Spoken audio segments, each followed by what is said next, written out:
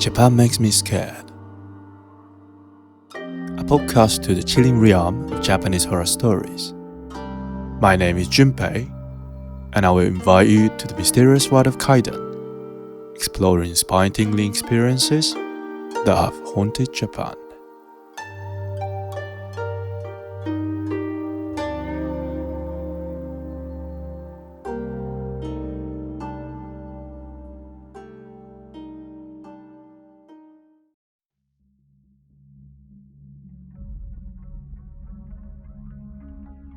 Konbanwa minasan.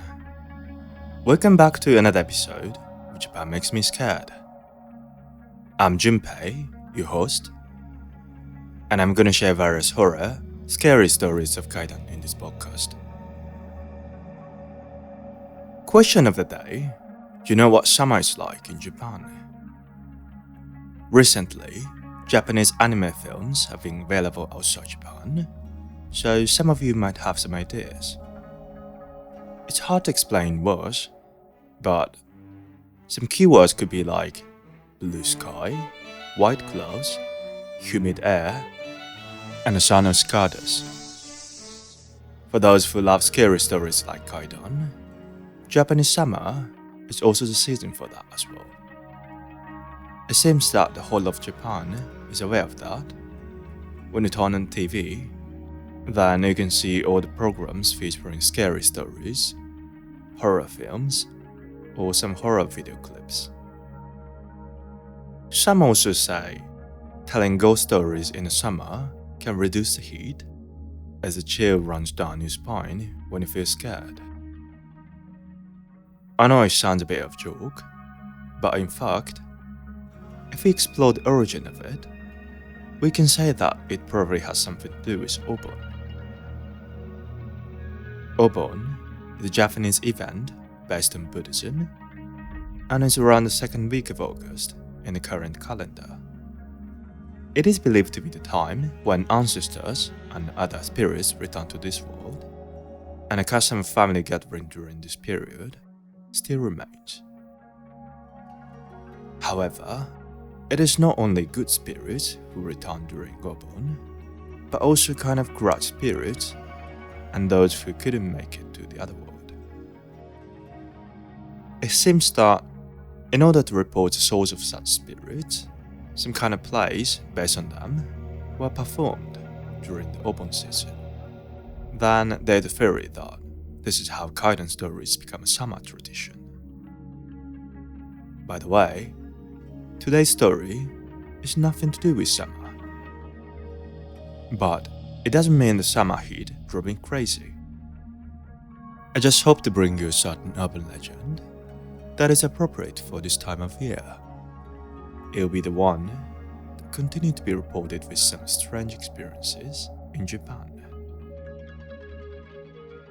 Alright, let's move on to the storytelling part.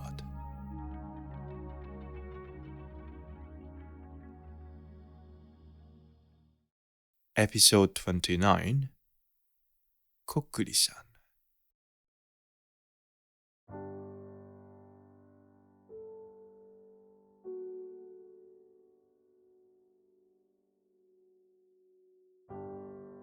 Beginning of the beginning, what is Kokkuri-san?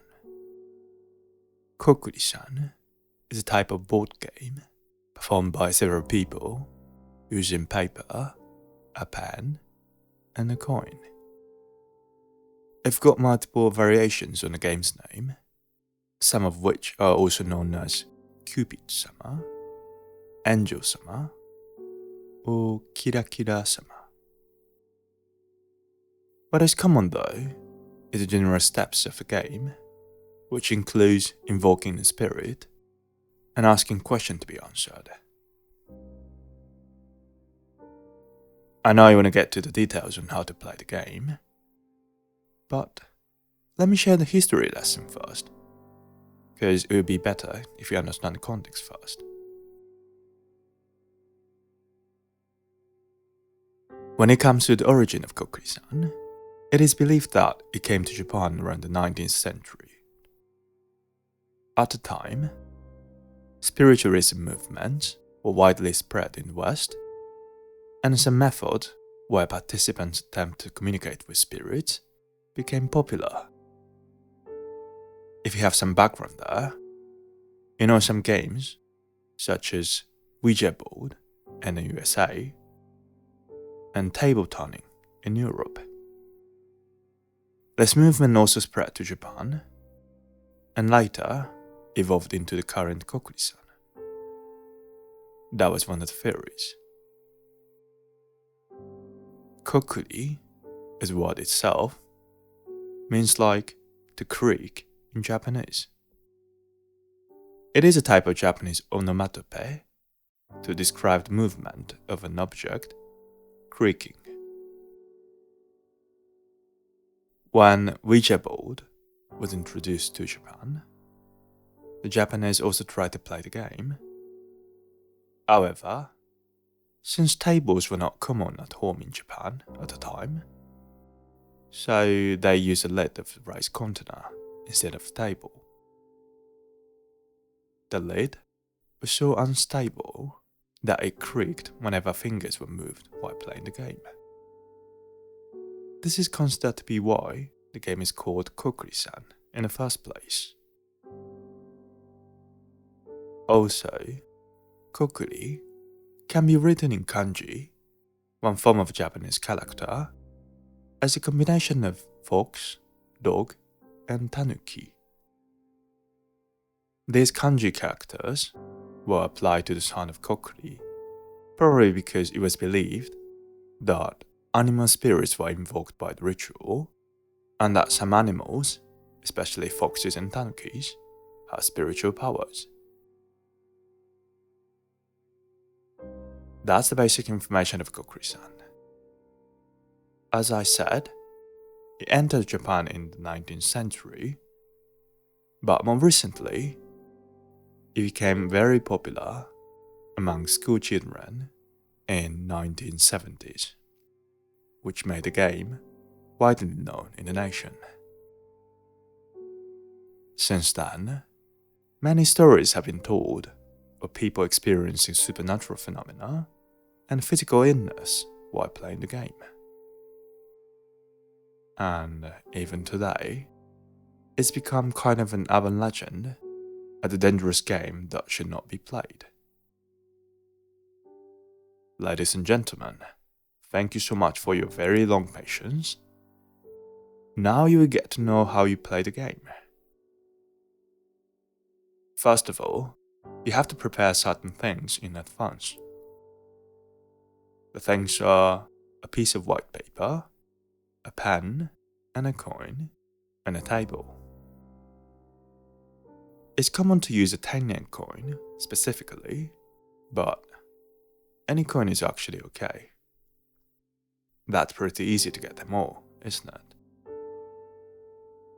Next, draw a torii gate in the top middle of a white piece of paper, and the right was hai, which means yes, and iie, which means no, across the gate. Underneath, fill in the syllabary chart of hiragana, one form of Japanese character, and the numbers from 0 to 9. At the end, place the coin on the torii gate. By the way, I'm gonna leave the link in the description to the Kokkuri-san page on my website, so you can check the completed paper there if you want to. Anyway, after the preparation is done, let's start the game. Place the prepared white paper on the table, and all participants around it. When the coin is placed at the position of the torii gate, all participants place their index fingers on the coin. Then all of them say, Kokkuri-san, Kokkuri-san, please come. If you come, please proceed to hai. If it is successful, the coin will move to hai, which is yes in Japanese, by itself.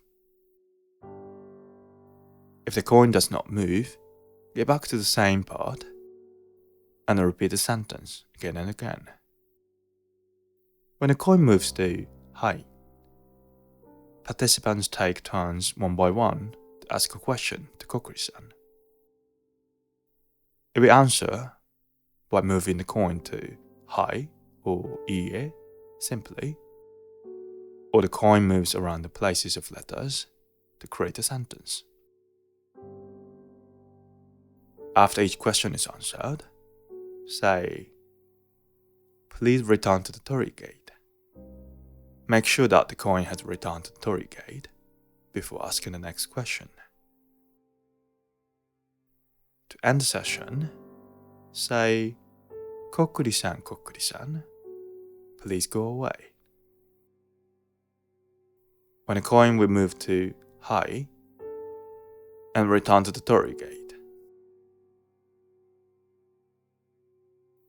Once it has been confirmed that the coin has returned to the position of the torii gate, chant, "Kokkuri-san, Kokkuri-san, thank you very much," and the play is over. That was the basic of the steps to play Kokkuri-san. Sounds like a fun game, doesn't it? But there's one rule you must follow. Once Kokkuri-san has been called out, do not take your finger off the coin until the end, no matter what happens. Why this rule? Actually, I don't know why exactly, but as a fact, most people experience some supernatural stuff after one or some of the group left their fingers off the coin. And here, let me share one kind story of Kokkuri-san. This story was originally from Masao Yoshii. He's a comedian, but also famous as a kaidan teller. I featured one of his stories in this podcast as episode 4, Thief, so you can check it out if you haven't. Anyway, his story is what he heard from his friend, who also heard it from a junior member of a sports club that he belonged to in high school. We can call this junior member Aikun here. Aikun was in a group of 3 good friends, and they were together all through junior high school. Let's call his friends B-kun and C-kun. One day, after school, there was no club activity that day, so the 3 of them were having fun in the classroom. That day, they all decided to play Kokkuri-san. So they drew a line of hiragana characters on a torii gate on a piece of paper, then drew yes and no, then they started playing the game. Once they started, the coin moved very smoothly. For example, C-kun asked, "Who does A-kun like?" You know, B-kun and C-kun were very good friends, but A-kun never really told them about it, so it was supposed to be his secret.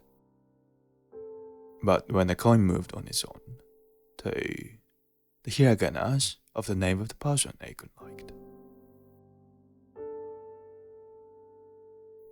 everyone was kind of excited, like, "Oh no, this is very sick, it's real."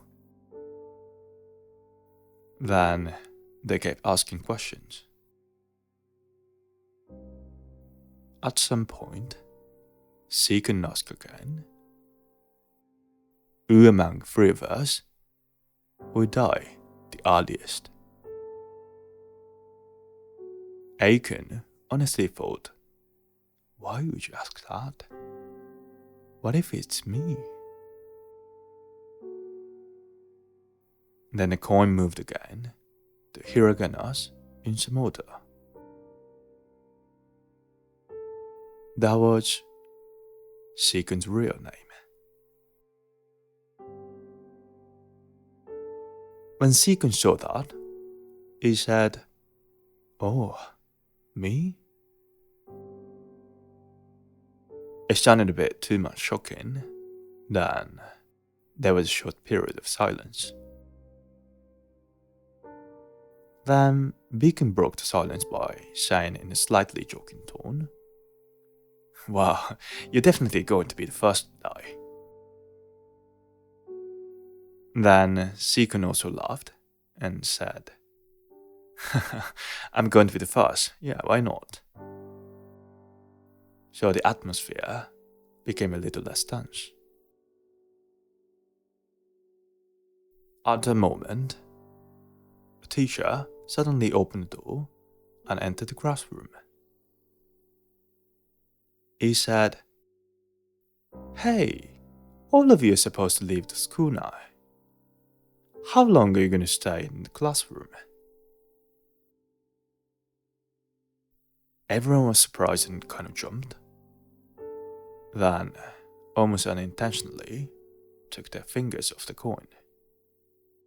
And, to make matters worse, Seikun crumpled up a piece of paper and hid it in his hand. The teacher didn't seem to notice that and left the classroom, saying, "Hurry up and go home."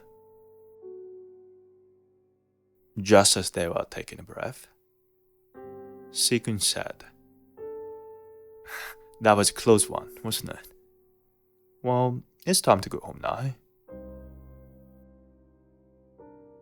He stood up, walked towards the bin, and threw the Kokkuri-san paper he had just rolled up into the bin. At that time, Aikun suddenly thought, "Oh, in Kokkuri-san, you weren't allowed to take your fingers off the coin until Kokkuri-san lived at the end.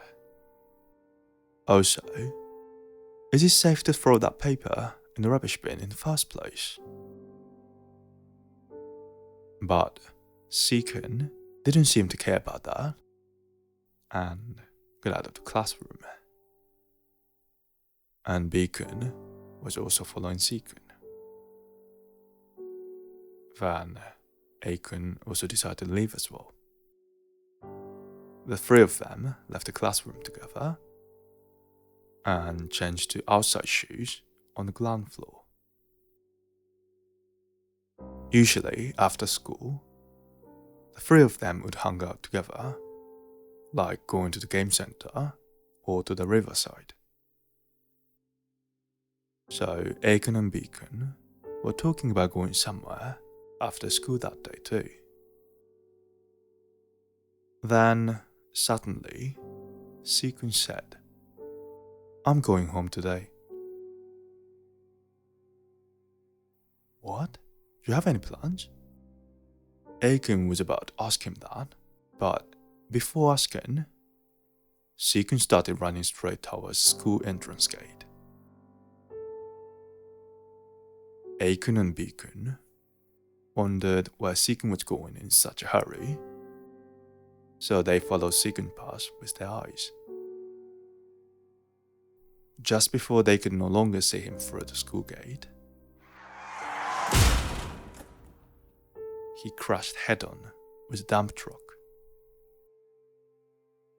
Both of them were panicking, like, oh no, ambulance, call the ambulance."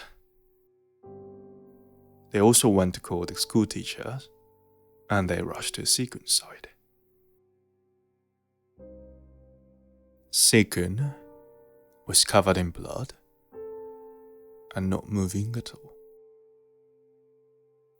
It was obvious that he died instantly. This is what they found out later. When Seikun was hit by the truck and died, he had his hand tightly closed. And his hand was not empty. There was the crumpled up piece of paper that they used for Kokkuri-san. But it couldn't have been Seikun's hand, could it? Remember Seikun? They threw it into the rubbish bin at the classroom. And both A-kun and B-kun saw that in front of them. But it was just in Seikun's hand, is a fact. Was it wrong that he took his finger off the coin in the middle of Kokkuri-san? Or was it because he threw the paper into the rubbish bin? In the end, they never found out what the real reason was.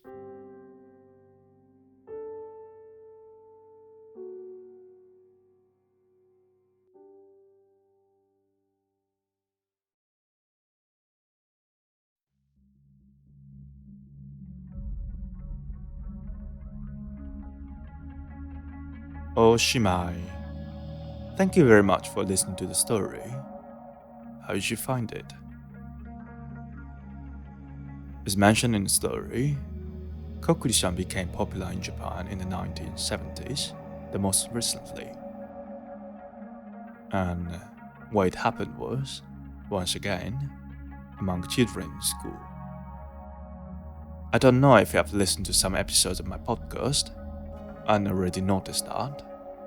It's interesting that Japanese children have become a center of some urban legends, with some stories like Hanaku-san of the toilet and Kuchisake Onna becoming popular.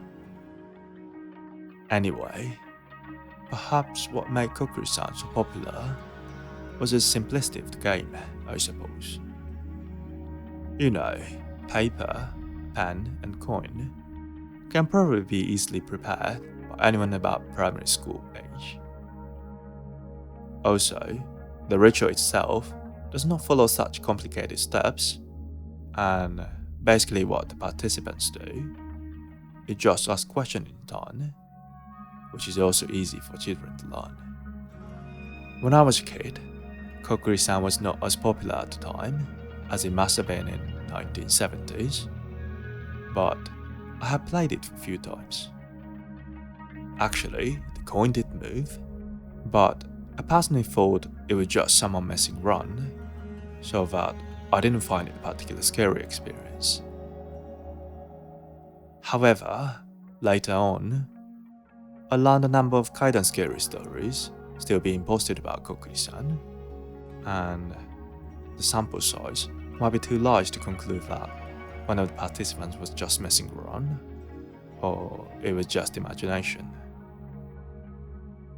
Maybe not for all Kokkuri-san sessions, but some of them have some supernatural stuff in it, so that it is not recommended to play it lightly.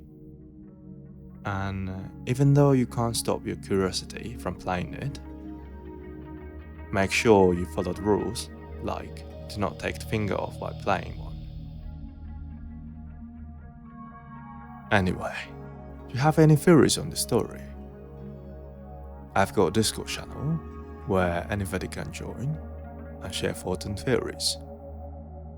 Of course, I'll be there as well. I'm gonna leave the link in the description, so please join and enjoy the interaction if you would. Also, I've got my own website, japanmakesmescared.com, where you can find a transcription of the story, more detailed information about the episode topic that I couldn't get to in the podcast, and more visual images related to the episode as well. To reach my website, you can simply type Japan Makes Me Scared in your browser, or check the link in the description. Just one more thing. This podcast, Japan Makes Me Scared, is available on almost all popular podcast platforms like Spotify, Apple, YouTube, or Amazon Music. Also, if you push the follow button, then they are both your choice. First of all, for me, it'll be a huge support and motivation. And for you, you will not miss notifications for future episodes. So please consider following my podcast as well.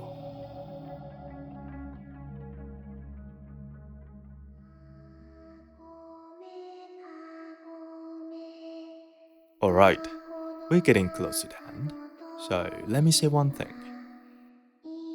Arigatou gozaimasu again for listening to my podcast, Japan Makes Me Scared, and sayonara for more children first next time. Bye!